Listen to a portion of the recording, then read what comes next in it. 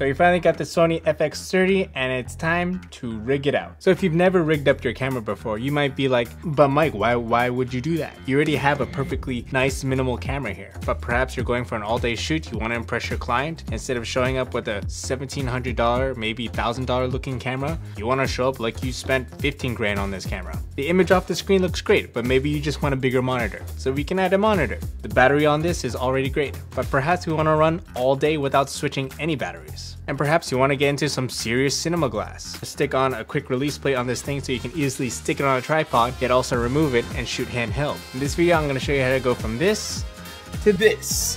A fully rigged out FX30. Okay, so first things first, we're going to build out this camera rig with a cage. Fortunately, I can save some money by using my A7S III cage on this FX30 body.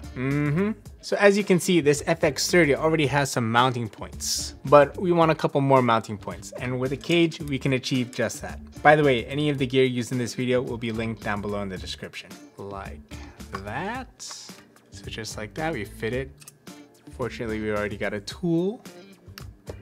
Okay, so now we got different mounting points from the top, the sides, and another thing I want to put on this thing is a hand grip. This is from Peak Design. Put it just like this. We'll just loop it right through here. Okay, and lock. And we'll stick another anchor down here on the cage. And lock. So now we have this. Of course, we want to tighten that down. Great. Another thing we want to add here to the top of the cage is this rail, a NATO rail, where we have more room to add accessories. Nice and snug. All right, next up, we got a top handle, and that's where we slide right on top. Push down on that button there and slide over. Now it's locked, and just tighten it down. Righty tighty, lefty loosey. You can flip this the other way as well. I just preferred this way. Okay, now somehow we need this to connect to some rods. And we're gonna achieve that with this here base plate from Nicey Rig. As you can see, we can almost perfectly mount the screws on our right base plate here to the cage on the left. Almost like that. Just tighten it down. Ideally, you want to mount a base piece like this to a cage with 2 screws so that it prevents any unnecessary rotations and unmounting your camera. Don't want that now. Okay, all right, we're getting serious here. Okay, next up, let's place in the rods. I think these are 15-inch rods. One of the things that I like about this is that even if it's pointing down, you can always lift it here and just reposition it to the side. See, so that you can still lay it flat. Okay, so when I was doing a build like this for my A7S III, I was still able to see the flip screen when I plugged in the HDMI to my monitor. But however, with my FX30, that's not the case. Since I've been using the camera, I haven't been able to see the screen. So we're just gonna cast that aside for now and just tuck it away. Next up, we're gonna do this 4-in-1 Dtap to Dtap here, male and female, to the rig. Don't mind how messy this thing was built. I'll list the pieces for this as well, but anyway, you see all the zip ties, and there's actually Velcro under here too. Yeah, pretty much these are 2 pieces. This is for the rod, and this is just a separate power connector. So to free up the buttons here on this side of the camera, I'm just going to mount it over here on this side. Next up, we're gonna put a VMount plate. So we'll again put this on the side here. I'll link an alternative battery plate here. Now to already get ahead of some cable management, we're gonna take this little Dtap plug here and put it on the side right here of the plate. I'm gonna use this little accessory to tuck it away. I forget what these things are called. A sprig, or a sprig makes these. See, nice, very nice. And Velcro ties help.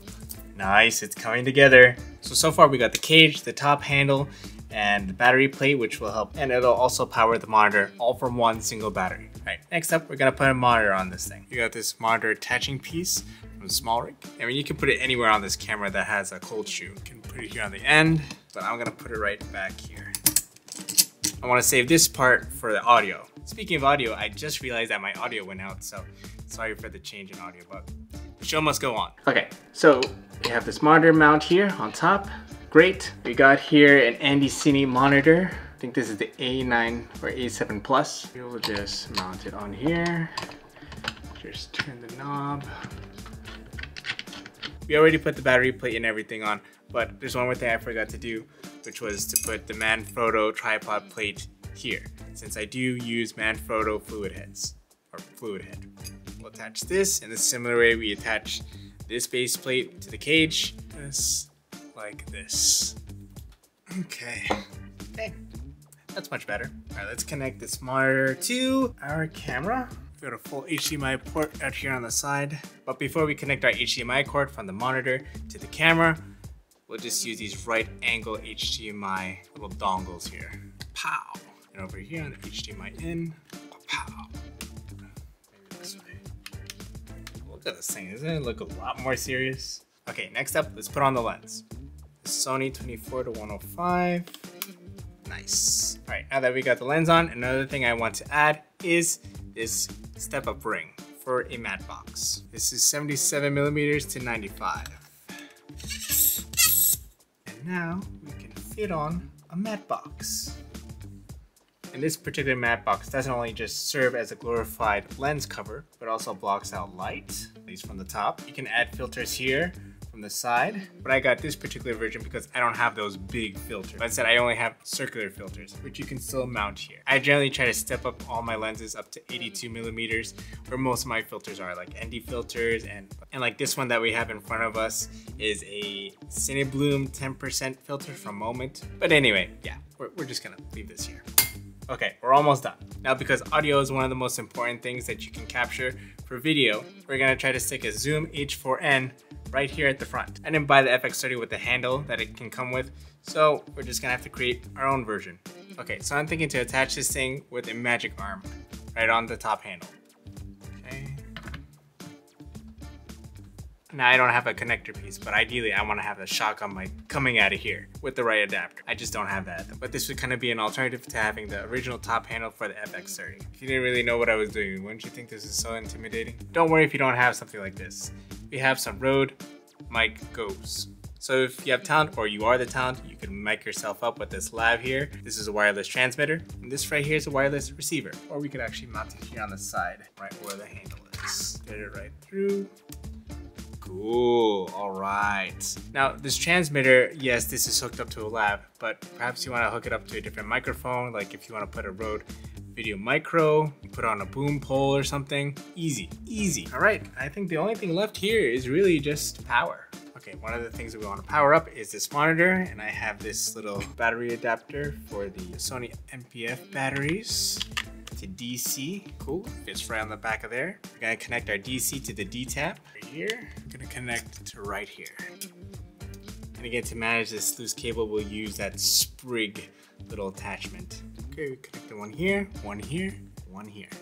Okay, so we have battery that's gonna be connected to the monitor. Now we just have to connect it to the camera itself. This battery attachment from Condor Blue, through here, back on the side here. Cable management wasn't so bad for that one. Okay, everything is connected, everything's ready to go. We just need the battery. This is 95 watt-hour battery here that I just got from Amazon. And turn the camera on. Beautiful. I still have to actually set up the camera. All right, we got a fully functioning rig right here. Crazy. Yeah, and you're pretty much ready to go.